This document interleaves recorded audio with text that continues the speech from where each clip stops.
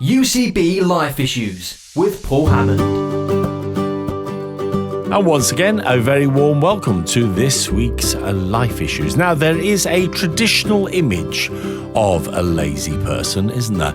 You know, lazy bones lying in the sun. When you're going to get your day's work done, as the old song might say. And most of us would recognise the idea of a lazy, work-shy person, someone who can't be depended on, who will always have an excuse, will always need to be somewhere else whenever a job needs doing. And society generally despises the lazy, the feckless, who do not share their portion of the burden and allow others to shoulder more as a consequence.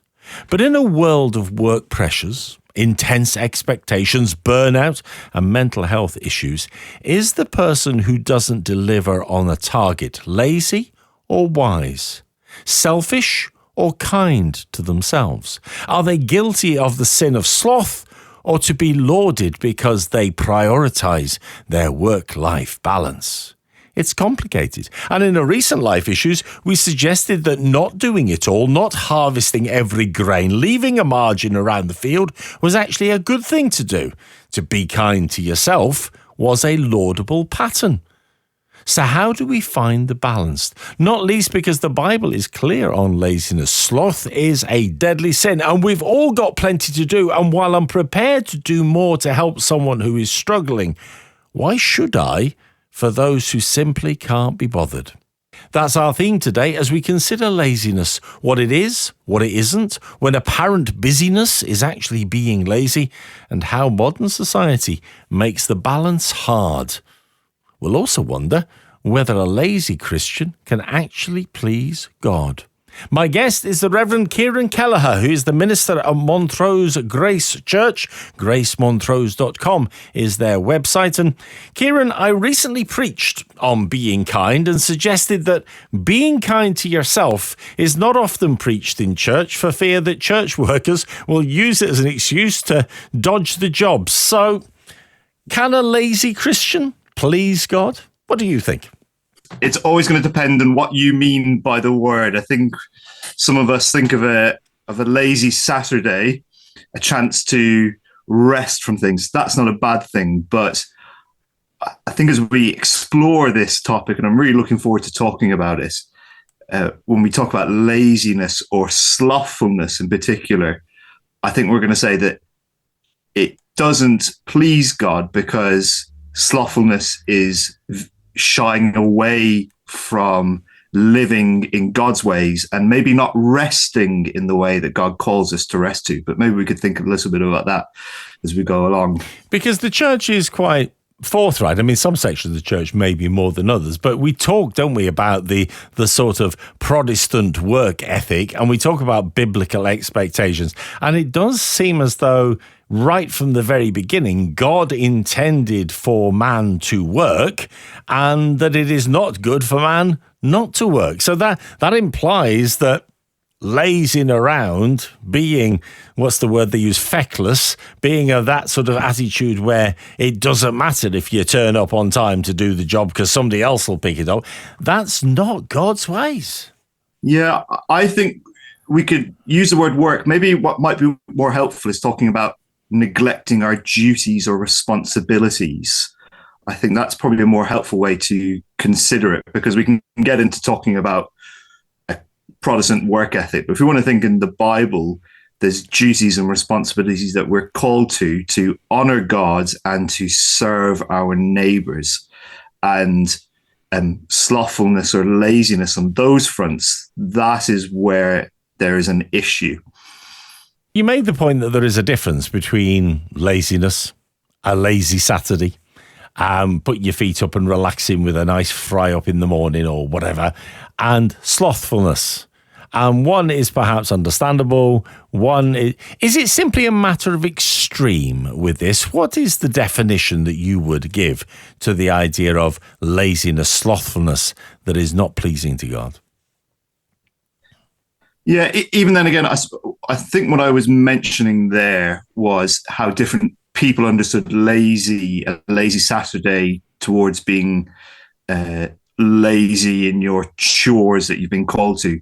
Uh, Laziness is a sin in the Bible. You might think of the term that's used regularly in Proverbs, the sluggard, would be the lazy one, the one who's like a door and a hinge in their bed, only moving from side to side. Those very kind of comical, exaggerated pictures.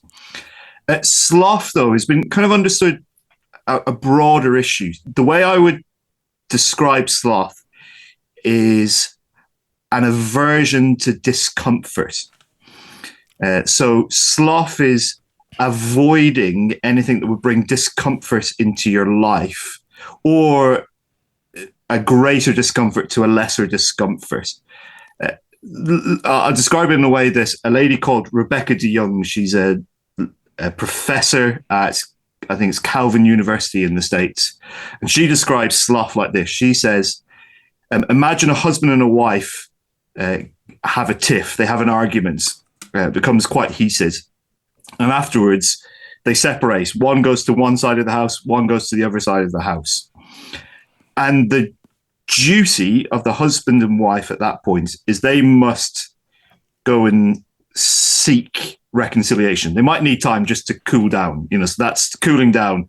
But at some point they need to make the effort to reconcile. If it's in our home, it's probably me having to go and apologize to my wife. But what slothfulness does in that situation is it knows that that's going to be a really uncomfortable moment, because there might be hard truths that need to be spoken and pride that needs to be swallowed.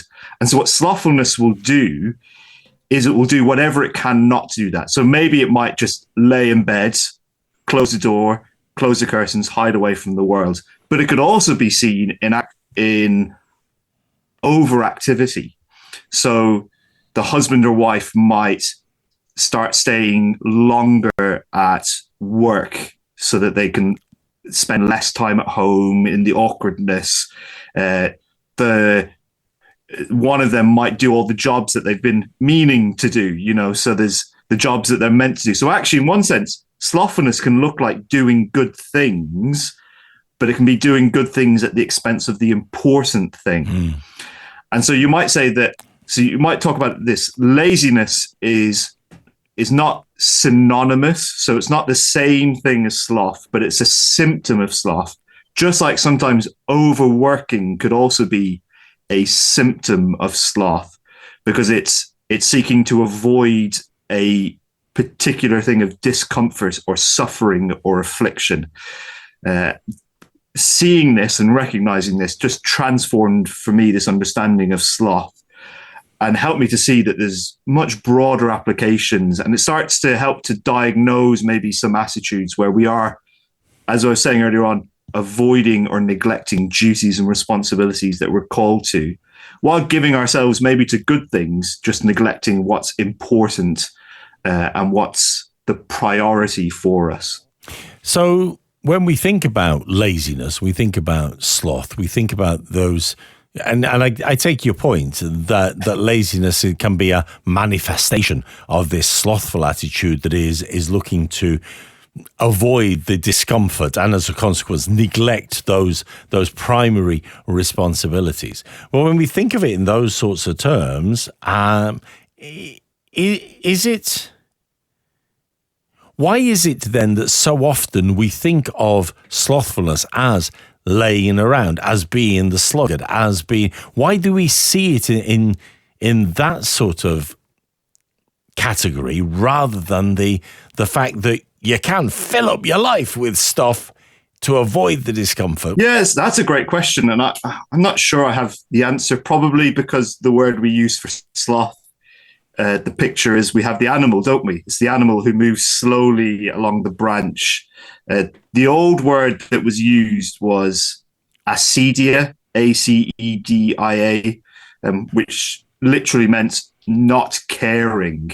So not caring about good things, giving yourself caring about the wrong things or the things that aren't as important. So there's different words that have been used throughout the history of the church, but they're words that aren't understood. So I think that's probably why when we hear the word sloth, we immediately have the picture of the animal that moves very slowly along the branch. And so we think of it in terms of slowing down. Other people have identified these other areas of slothfulness. You think of that kind of quite popular book by John Mark Comer, The Ruthless Elimination of Hurry, where hurrying is hindering you pressing into the grace of God and all the riches that we have in him. He particularly talks about a slowness of life that we're called into, simplicity, Sabbath, etc.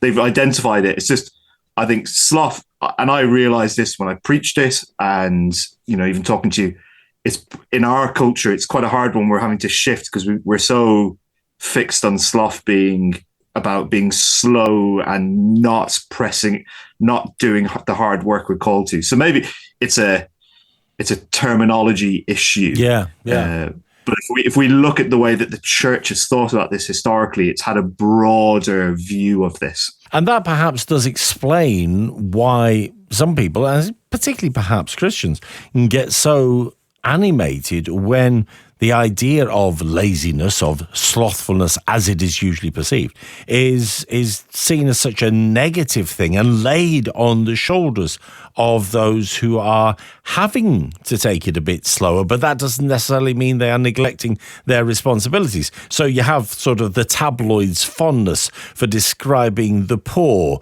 or the disabled as spongers and as lazy, and it's an idea that is used to denigrate or to demonize. Actually, that's because we are completely getting the wrong end of the stick of what that deadly sin of sloth is all about. Yes, I think that's right, and that's probably partly an element of how we want to quickly diagnose the sin in others. Often, you need to peel back the layers to really understand what it is that's driving someone, and because it can be very easy. Some of the symptoms of slothfulness could look very similar to someone who's going through mental health issues like depression. And it takes time to get to know someone to understand what it is that's driving them, and just to be careful about that. So it's very easy to blame it on and not recognize that there are other factors that might play into the reason why someone might not be working, whether that's because of the breakdown of the economy in a particular community. There's a whole range of reasons. And so we always want to be careful in diagnosing the sin in others. Mm-hmm. We don't want to jump to conclusions. What we do when we think about these topics is we open them up, consider them, and then we invite ourselves to start to look at ourselves and understand, does this apply to me? But very often what we do is we want to throw labels at people without taking the time to unpack and understand what might be some of the factors that are at play. So let's take some time to think about the different types of laziness, sloth, recognizing what we say that isn't always about going slowly, but it is about that avoidance of responsibilities and duties. It is about filling up our lives at times with things to keep us too busy to do the things that we need to do. Let's think of it in terms of how that fits in with God's plan for us, because I was thinking about sort of laziness in terms of physicality and the way in which if we are physically lazy, physically slothful, if we avoid the discomfort of, say, exercise, I mean, that flies in the face of what God wants for us, really, doesn't it? I'm so fearful at this point to talk about this because I'll have a great big log in my eye and I don't want to look at the specks in others' eyes. Especially you and me both, if we're going to start talking about exercise. As someone who did a degree in sports and exercise science, I'm well aware of these. I remember, this might be a tangent, but I remember there was a little acronym that we were called, it was TOFFY, where you might see someone who's thin on the outside and fat on the inside, where it's you can very easily look at people, and again, we're talking about this quick judgment. Healthiness isn't always seen in being lean. There's broader understandings of healthiness. You know, the classic example of many rugby players would fail. Most professional rugby players would fail the BMI. They'd go way above, but they're in better shape than most of us. Yes, I think there is an element, yes, that we are called to be using our bodies. I haven't thought enough about this to comment well, I must admit. But exercise, we are embodied souls, and it is key to remember that the great plan that God has for us is not to help us to escape this world. His plan is to renew the world. And so that the world he created was good. And so we live after the fall. We live in a world where sin has infected our bodies, and many of us know what that looks like in our own lives and the lives of others.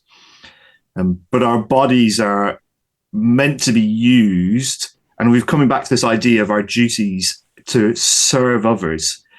And if we neglect the health of our bodies, it becomes harder to serve others, doesn't it? And so I think if we're not putting in that effort, that's where the issue arises. The trouble is, I mean, and I agree with you, and the reality is that people are not necessarily lazy, but if we are avoiding, if we can do it, I mean, some people, because of health problems, won't be able to, but if we can do exercise and we avoid it and we allow ourselves to get overweight and obese and so on, then it does have an impact. That doesn't mean we're sitting around all day. We might be very busy doing other things, but it's sloth, isn't it? We're avoiding the discomfort. But actually, when you look at the way, and I hesitate to say this to somebody who knows far more about it than I, but you look at the way the body responds to activity, the way that endorphins are released, the way that muscles respond to it, the way that general health and energy levels respond to being active and doing some form of exercise. It kind of is apparent that the slothful avoidance is not what God intended. God intended us to be active. Yeah, and as I consider this, we remember that when we look at the Bible, the kind of work that they were called to was often very physical labor. Even the priests were having to cut up animals, carry heavy loads to different places. Whereas for many of us, we live we're involved in quite sedentary work physically, in that we're sat at a desk all day. So I'd be hesitant to say that the Bible speaks explicitly about exercise, but that's physical exercise. But that is something, I can think of one example, but I think we have to realize that because of the culture and context in which we're in, we need to find ways where we're making sure we are still keeping our bodies healthy. And the old thing is the three elements of exercise. This is one of the few things I remember from my degree is frequency, consistency, and intensity. They're the three things you need to consider. You're doing it regularly. How often are you doing it? And is it exercise that's actually going to help you? And that depends. It all depends on who you are. Someone going for one walk a day might be really good for them, depending on where they are. Whereas for another person, they need to push themselves a little bit further. But what about the other areas where we might be slothful, where we might be lazy? I mean, intellectual laziness, for example. I mean, what are the dangers about if we take that principle of slothness and apply it to intellectual thought and thinking things through and asking questions, and perhaps particularly within the context of Christians? Yeah, I think if you imagine just even looking, if we're scrolling down the feed on Twitter or Facebook or whatever social media platform you use, think of the amount of different pieces of information we process in a short space of time. And you think to yourself, you are being confronted with numerous, maybe innumerable truth claims, and whether that's just an advert or whether that's someone speaking or whatever it is. And we have such little time to process before we've moved on to the next thing. And so often we can just take it as read what we've encountered and receive that. And so actually, I think we've been talking, haven't we, about the mistake of seeing slothfulness and slow is always a bad thing, was actually sometimes not being lazy thinking about things is actually being slower in how Taking we process what we are encountering. Great irony, isn't it? But so I think that's probably one area where we're talking about that.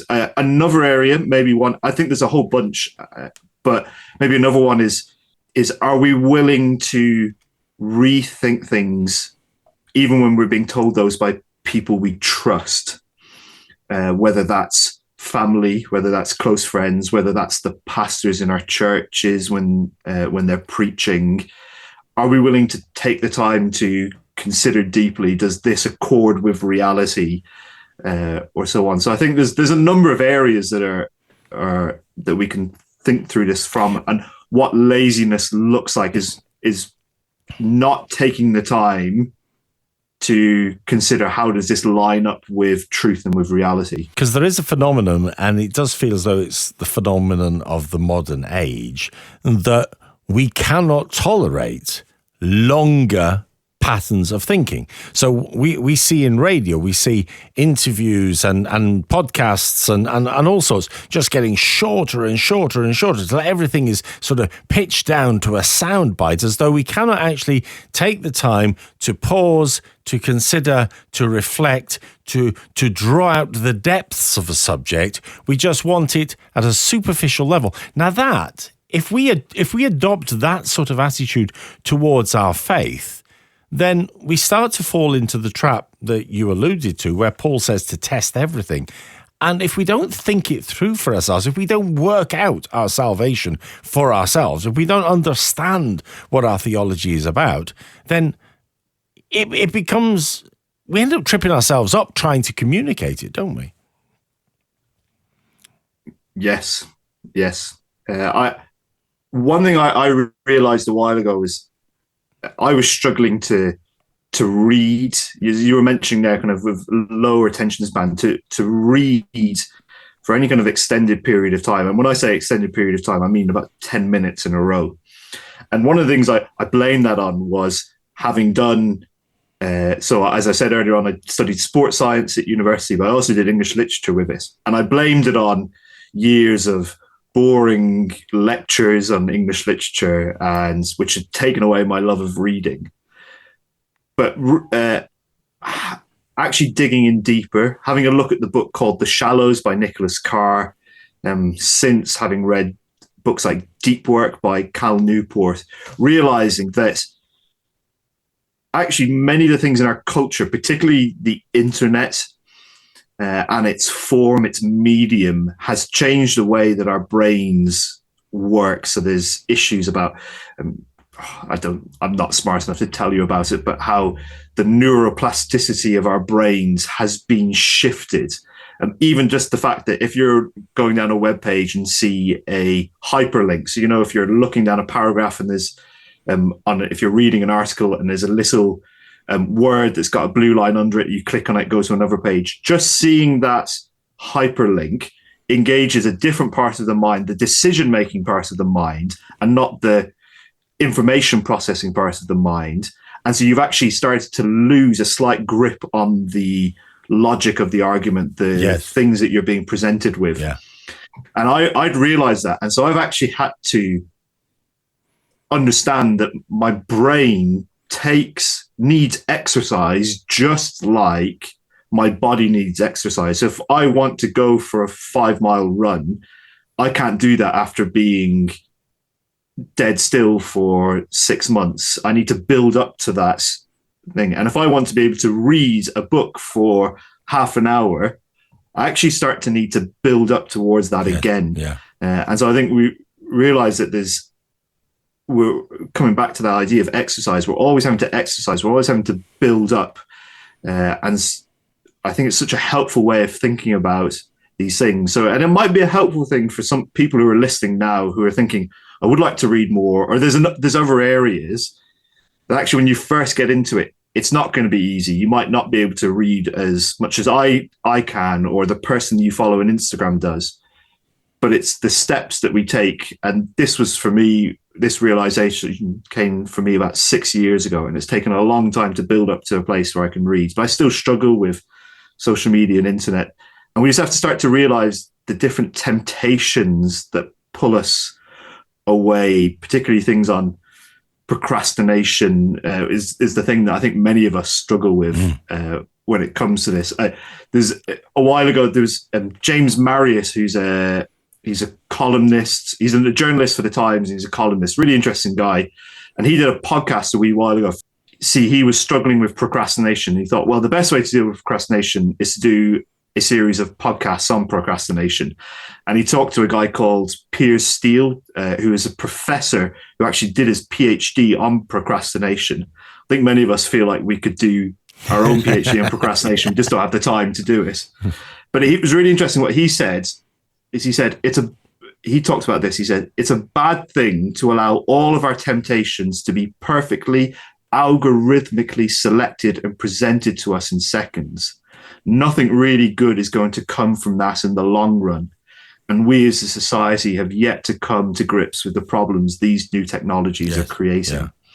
So which I just thought was really striking, that we have all these things which are mitigating against us taking considered stances on issues, because the tools and the mediums we use are always trying to push us onto the very next thing, not giving us enough time to consider what it is that we've just seen. So do you think if sloth, if laziness that is an issue as opposed to laziness that is a sensible balance of life, if it is shying away from duties and responsibilities, if it is shying away from the things that are perhaps uncomfortable to embrace, is the modern age, with all its noise and all its clamour, actually creating an environment where we are almost institutionally slothful, institutionally backing away? Because we've always got somewhere else we can go if something's not comfortable. And if that is the case, how does that impact on us as spiritual beings? Is our superficiality with all this noise actually affecting the depth of spirituality we are able to experience and able to pursue? To the first question, yes. With regards to a superficial spirituality, I'd be hesitant to make a blanket statement, not knowing the vast majority of Christians in yeah, certainly in the Western Hemisphere. You are a pastor, you are a church leader. My fear is that it would be, yes. Yeah, because, I mean, the reality is, and this is not a judgment on your church or a comment on your church people at all, but the reality is we know the nature of people within our church. We know the nature of our own lives. And there is a tendency to skate the surface of things. It's almost like that the slothful side is a product of the fall, and we are inclined to skate away from the stuff that is challenging, the stuff that makes us think, the stuff that makes us examine, the stuff that makes us look hard at the spiritual stumbling of ourselves. And so we do try and back away from it, don't we? Yes. I it would be my... Yes, that would be intuitively. That would be my guess. Is that I don't know those who are listening on the radio to this or on the podcast what their thoughts are on the Puritans. We joke about in our church, boo, hiss when we hear the Puritans. But actually, I found, and I know that there are excesses, and they didn't get everything right. They really didn't. But I have found when I go back and I look at the depth and the clarity and the warmth of their spirituality, of their theological exploration, I see people who dug in deep and grappled and wrestled and found the real rich treasures that are available to us. And we believe that God has revealed himself to us through his word. And there is so much there to find of him. And the danger of a superficial spirituality, or even just a superficial reading, is that we are not being nourished properly to live a life that honors and glorifies God, and to be equipped to serve our neighbors, to take up our duties, to love others. Can we look, just as we draw to a close, at the flip side of the coin? Because we have focused very much on the negative, the thing that we shouldn't be, the thing that is a danger, the thing that isn't good for us. But there is another side of this coin, isn't there? Because while the Bible warns against slothfulness, laziness, neglect of responsibility and duty, it also gives us a positive about things like diligence and perseverance. Can we talk a bit about that? What is the, rather than just what we should avoid, what is the attitude we should take on, and why is that good for us? I found a really helpful one in thinking about this is the closing. So it's from 1 Corinthians, where Paul's writing to the church there, and it's the very end of the main body of the letter. So it's the end of chapter 15, a chapter many will be quite familiar with, where it talks about, Paul says, if Jesus didn't rise from the dead, we'd be the biggest fools. Our whole faith would be in vain. And it's really interesting where he finishes. I'll read it. He says, verse 58, therefore, my dear brothers and sisters, stand firm. Let nothing move you. Always give yourselves fully to the work of the Lord, because you know that your labor in the Lord is not in vain. That word vain there means empty, hollow. And so the idea is, I've actually been working through Corinthians, which is just such a wonderful letter. Paul talks about how we are called to a cross-shaped life, that we are called to follow in the ways of Jesus. And to follow in the ways of Jesus in a cross-shaped life is self-sacrificial. It is valuing others above ourselves. And actually, sometimes that means suffering for others. And so we were saying earlier on, weren't we, that sloth is against suffering or discomfort. But what Paul is doing here at the end of this letter, saying that those who have given themselves up in pursuit of the building up of the body, who have suffered and sacrificed self to build up the body, what he's saying here is your work in the Lord is not in vain, because Jesus has risen. So Jesus, who suffered, was then raised. And the promise that we have when we look to Jesus, when we look to the good news of the gospel, is that Jesus is raised. So the suffering that we take on in serving the Lord, we have a certain hope which says that what we do now is not in vain, but has a richer reward than anything that the world has. So that means that we're called to perseverance, to endurance, to diligence in our works.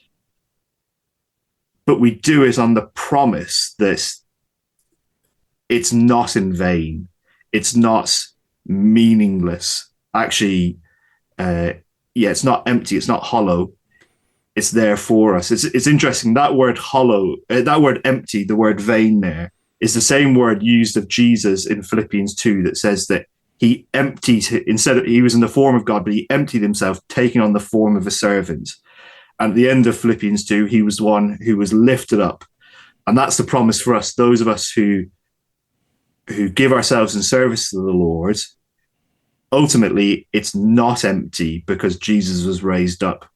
And so I think what we want to do first is we want to say, even before we get to the life that we're called to, we look at the promise and the certainty that we have in the gospel, which is Jesus is risen.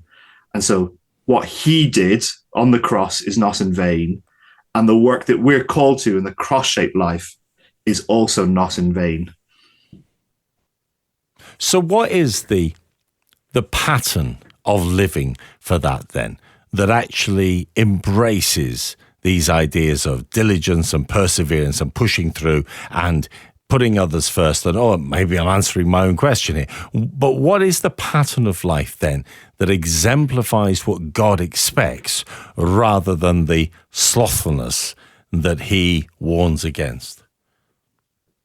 Yeah, well, we can go back to the very beginning and we talk about the pattern of life that he established, which was work hard for 6 days and rest on the seventh, which is something that has been largely neglected within the church here in the West, here in the United Kingdom, here in Scotland, where I am, where we are called to follow after God, to work hard at the duties that we've been called to, but then rest on the Sunday. I think we tend to mix up the ideas of leisure and rest, but there's something different about the rest that is spoken of in the Bible. Rest that is found most perfectly and beautifully in Jesus, but also resting as we rest from the work we do in the other 6 days of the week and come to remember what God has done for us, remember what he's done for us in creation, what he's done for us in redemption. That's the kind of language that's used in the Ten Commandments. That's why we rest on the Sabbath day. And so I think if we're just talking about pattern, it is doing that. Then I would also say there's a term that's used within the Reformed church tradition, which is the means of grace, and actually prioritizing those. So God in his kindness can show his grace to us in all kinds of ways, but there's particular ways that he's promised that we can receive his grace. That's through the word, through the sacraments, in prayer, and through the gathering of his people. And so actually saying we want to prioritize going to those places where God has promised to be with us, and to where we can encounter and receive his grace. So I think those are the two things I'd say is press into God's pattern and prioritize his means of grace. And these are the ways that he helps us to persevere in the life that he has called us to. The reality is that we do like a simple answer, don't we? And when it comes to things like laziness, and especially criticizing those who are lazy, who don't shoulder their share of the burden, who don't contribute as much as they should, who aren't as active in ensuring that society is the way that it should, well, it's very easy just to say, well, you're being slothful, you're being slow, you're not active, therefore you're not adding with diligence and perseverance that which you should be adding.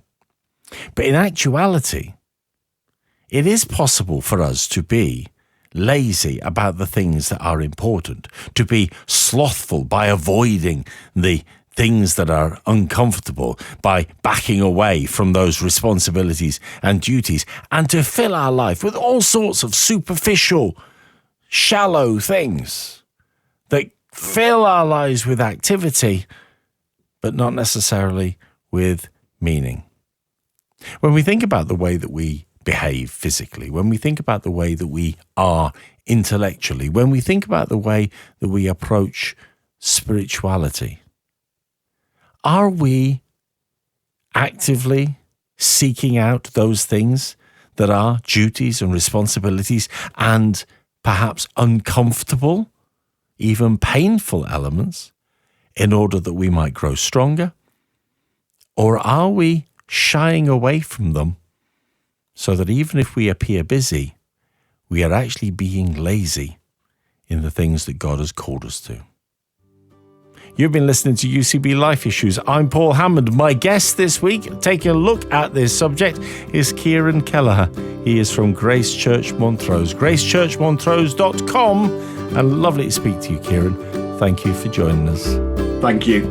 And thank you as well to Rachel, my producer for this week's Life Issues. Why not join me next week for another one? Ta-da!